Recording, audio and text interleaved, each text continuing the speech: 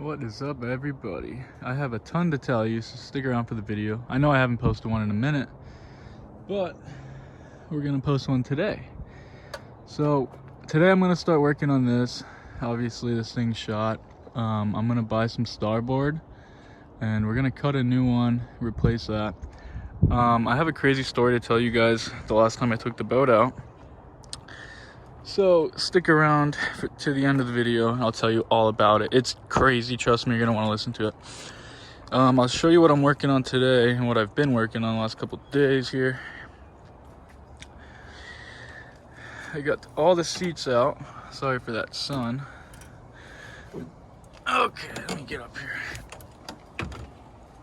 All right, that's the gas tank.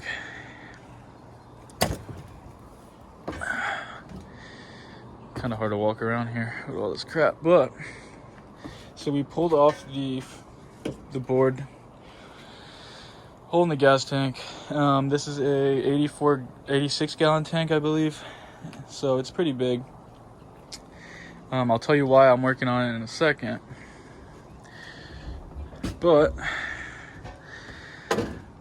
so I replaced the volt gauge. That works now. I replaced the temperature sender, or I'm sorry, the water temperature switch. I sealed it up. Looks like shit. I gotta clean it up, I guess. That works. That's the RPMs. So this is the fuel gauge, and this is super important why the gas tank is, well, the floor of the deck is taken out. So the gas gauge was working, but when I took the boat out last, it stopped working. So we literally ran out of gas 10 miles offshore in the middle of the night. It was not a good scene to be in because the waves were originally about 4 foot. Oh yeah, good news about the engine. The engine's running amazing. It's running full power. It pushed this boat 46 miles an hour with 5 people in it. So it's got a ton of power. It ran out of gas 10 miles out in a storm. So pretty much what I had to do, I had to call Cito. Cito came and helped me. Thank God, my son's in the view. Thank God I had that VHF radio because our phones didn't have any signal out there. So I contacted Cito through that. But pretty much, guys, you know, we ran out of gas way out there. We were doing some fishing, ran out of gas. Waves were, like I said, they were 4 feet, which it wasn't bad. They weren't big, you know. I mean, 4 foot waves are big, but for this boat, it wasn't really scary. This boat handles big swells, big waves, no problem. I also want to build the transom up a little bit because the transom's low. But that's for another day. But anyways, so we ran out of gas, and so I called Cito, contacted them. I said, hey, I'm 10 miles offshore. Can you please bring me 15 gallons of gas or more? I'll buy all of them. And the guy on the phone, well, the guy on the radio, he said, our Cito captains only they carry 15 or 20 gallons, something like that. So I said, no problem, I'll buy them all. And then we waited for him, and the storm kept getting closer and closer. So those of you guys know, the waves obviously kept getting bigger and bigger. I think by the time he got there, it took him 2 hours to get out to us. He was in a 24-foot Chesapeake Bay boat.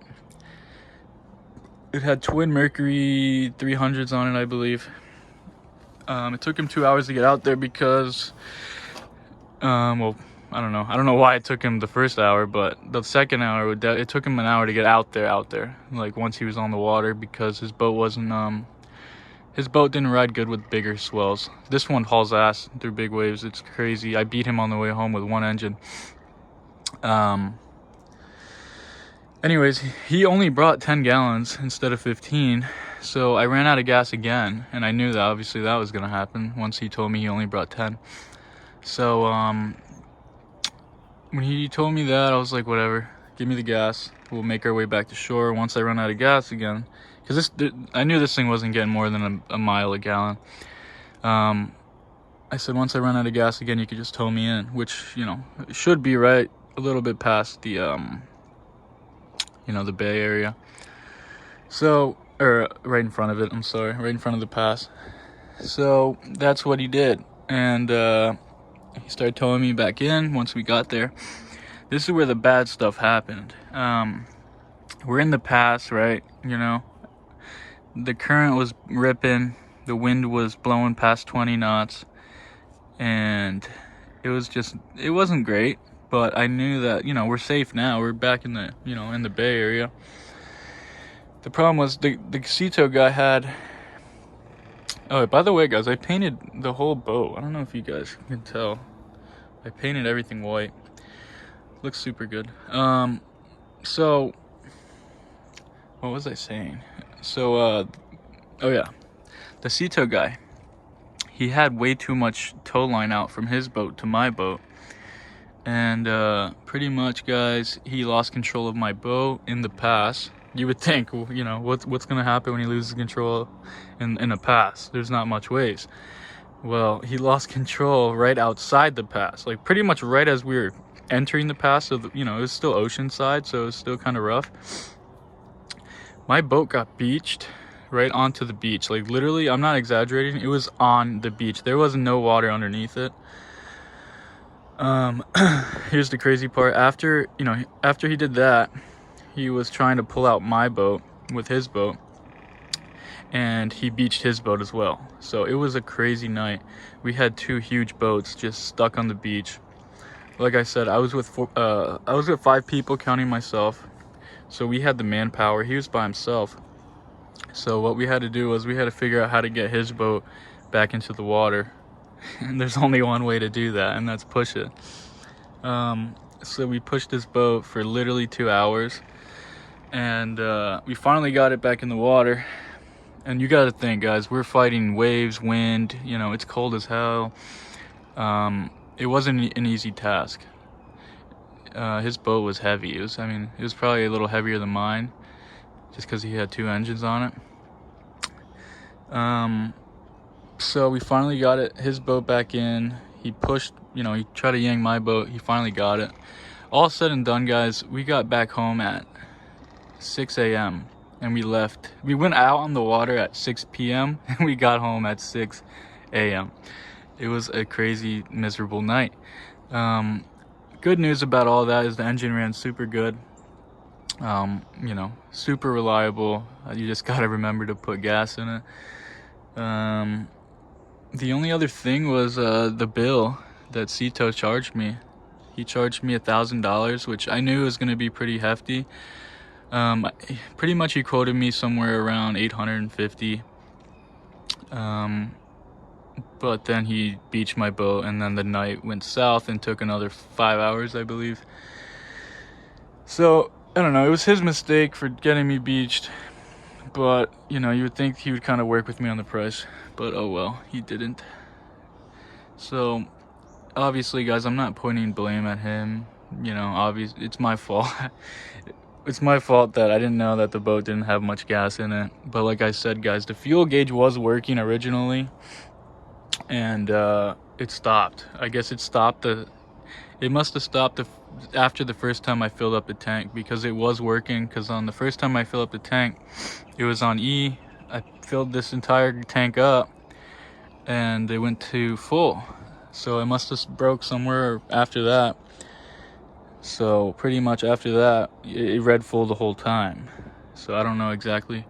I think when I went out there and I got stranded 10 miles out, I think we only originally had maybe 25 gallons in the tank, and that's like tops. There's no way it was more than 25, because I did the math, and even at 25 it seems high. I think it was less than that. So that's what happened, guys. Motor phenomenal. I love the motor. Boat's good. I mean, I don't know if you guys can tell, we painted the entire thing, guys. It looks really, really good.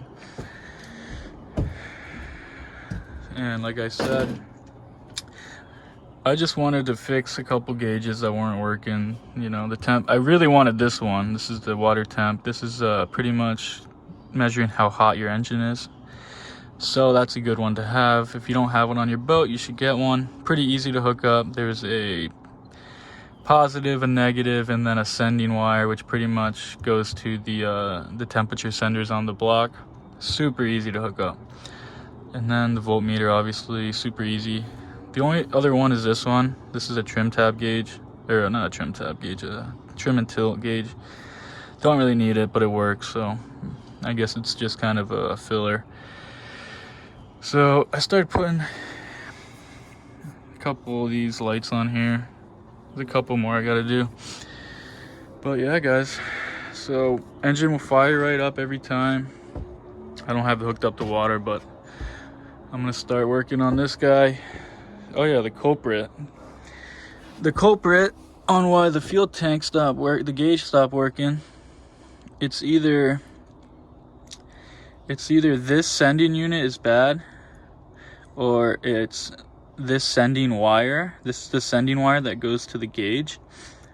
It's either that or this is grounded somewhere. So there might be a break or grounded somewhere. So that's what I'm planning to fix. I got a new one of these coming in, so I'd rather just replace it all while I have this apart. I would hate to do this again, so I'd rather just replace everything. But yeah, guys, hope you liked the video. Let me know what you think.